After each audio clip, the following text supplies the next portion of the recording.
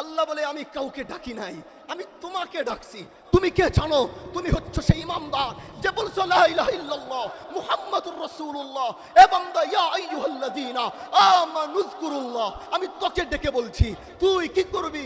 আল্লাহকে স্মরণ কর, আল্লাহকে ডাক। বলে কেন আল্লাহ এই কথাটা ইয়া আইয়ুহান নাস বলে কেন বললো না? আল্লাহ কেন ইয়া আইয়ুহাল্লাযীনা আমানু দিয়ে বলল? কারণ আল্লাহ চায় ইমামদার বান্দারা দুনিয়ার জমিনে তো এমনি কষ্ট করে। আল্লাহ চায় এই ইমামদার বান্দাকে তাআল্লুক মা আল্লাহর সম্পর্ক যেন আল্লাহর সাথে তার তৈরি হয়। এই জন্য ইমামদারকে ডাক দিয়ে বলে উযকুরুল্লাহ। এতটুকু বলে তিনি থাইমা যাইতে পারতেন, তার প্রয়োজন নাই তোমার জিকির, তার প্রয়োজন নাই তোমার নামাজ, কিন্তু তারপরেও তিনি ডাক দিয়ে বলছে যিকরুন কাসীরা। বান্দা ডাকবি, কিন্তু কম কেন ডাকবি?